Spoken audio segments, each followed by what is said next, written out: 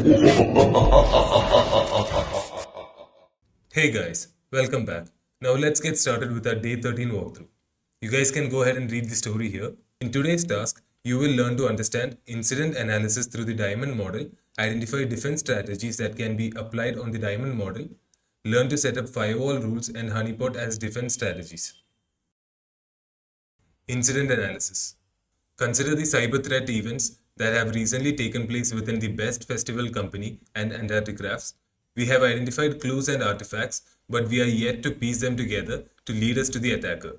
We need a framework to profile the attacker, understand their moves, and help us strengthen our defenses. The Diamond Model is a security analysis framework that seasoned professionals use to unravel the mysteries of adversary operations and identify the elements used in an intrusion. It compromises four core facts interconnected to form a well-orchestrated blueprint of attacker's plan: adversary, victim, infrastructure, capability.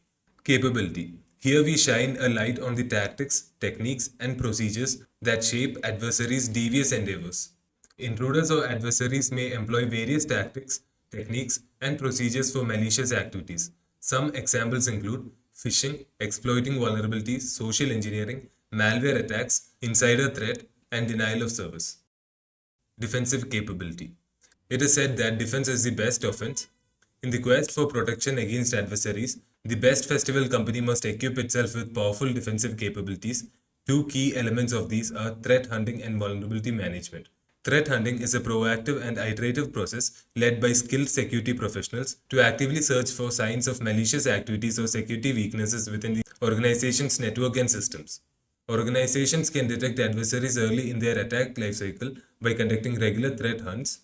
Threat hunters analyze behavioral patterns, identify advanced threats, and impose incident response. Developing predefined hunting playbooks and fostering collaboration among teams ensures a systematic and efficient approach to threat hunting. Vulnerability management.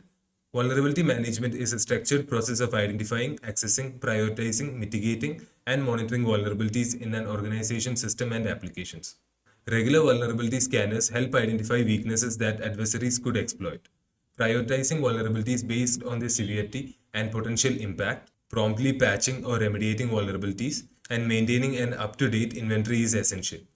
Continuous monitoring, integration with threat intelligence feeds, and periodic penetration testing further strengthen the organization's security posture.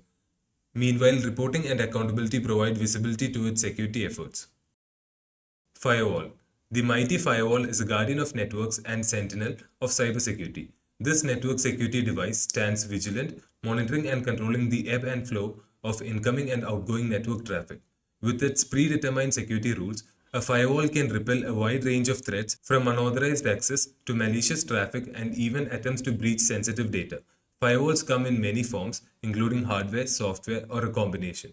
Their presence is vital, a cornerstone of any cybersecurity defense strategy. The following are common types of firewalls that exist: the stateless or packet filtering, stateful inspection, proxy service, web application firewall, and next generation firewall. Configuring firewalls to block traffic. Van Tungle knows that the uncomplicated firewall is a default firewall configuration tool available on Ubuntu hosts, and she decides to use it for this experiment. Initially, it's turned off by default, so we can check the status by running the command below. We don't currently have any rules, so we can define the default rules to allow or block traffic. These can be set to deny all incoming connections and allow all outgoing connections. So we can use this command to allow all outgoing connections, and we can use this to deny all incoming traffic. Additionally, we can add, modify, and delete rules by specifying the IP address, port number, service name, or protocol. In this example, we can add a rule to allow legitimate incoming connections to port 22, which would allow connectivity via SSH. We should get two confirmation messages indicating that the rule has been implemented for IPv4 and IPv6 connections. So now let's go and fire up our machine. Now let's copy the username and open a terminal. Now let's connect using SSH. So here we have the password, which is twinkle star. Let's type that in. Okay, so now we have gained access. So now let's check the status. So now let's allow all outgoing connections and block all incoming connections.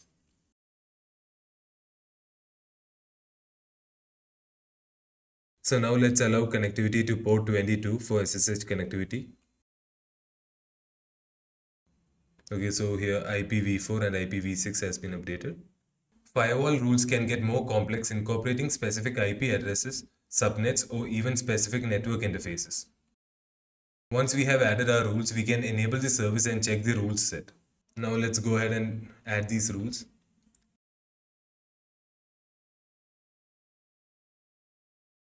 So now let's enable the service.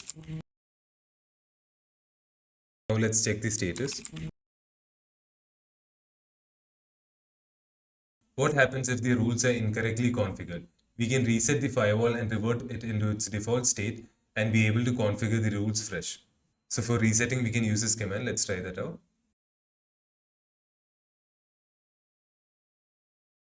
So now it has been reset.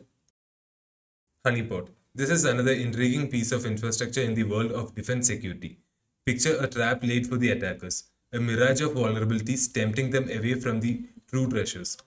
A honeypot is a cybersecurity mechanism, a masterful deception. It presents itself as an alluring target to adversaries, drawing them away from the true prizes. Honeypots come in various forms: software applications, servers, or entire networks.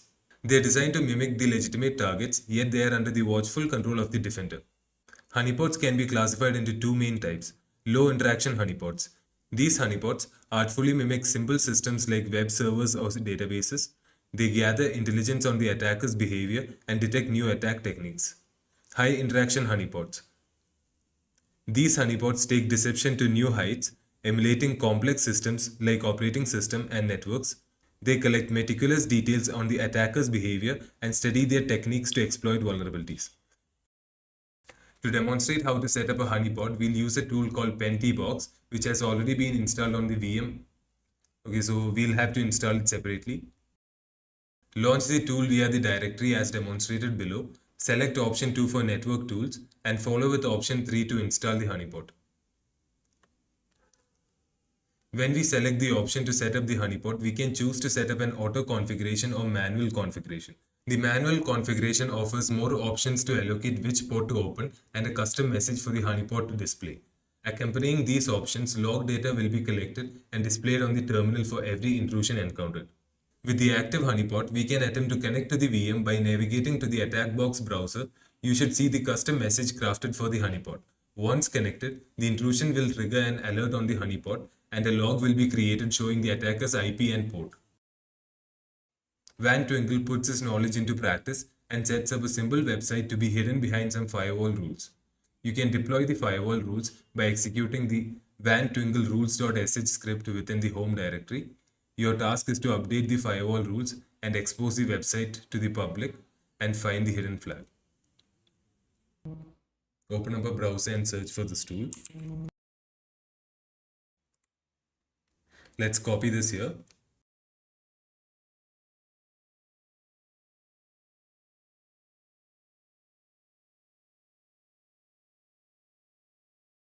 Now we have installed the tool. Now let's set up the honeypot.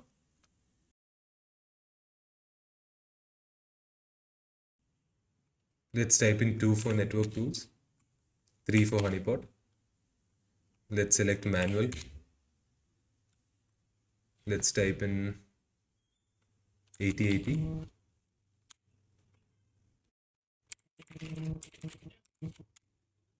Yes. So it says our honeypot has been activated. Now let's try to access it.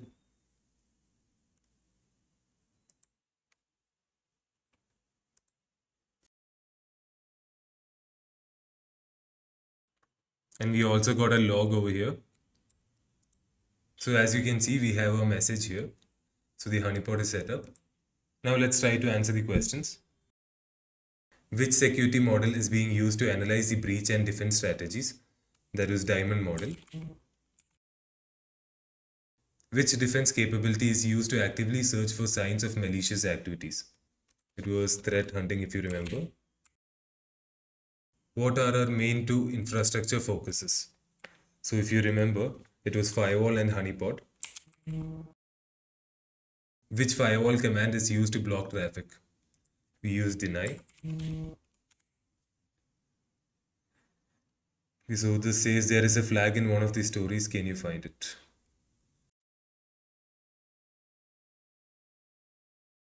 So now we have found our script here. Now let's check our script. Let's open another terminal. Now let's run an nmap scan to see which all ports are open. So here we have two ports, 22 for SSH and the other one is 8090. It's allowing SSH, but it is blocking 8090. So now let's go ahead and run the script.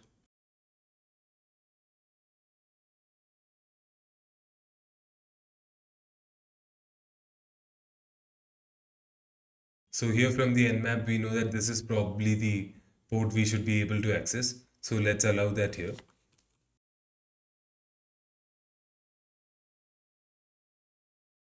Okay, so now this port is allowed. Now let's try to access the website.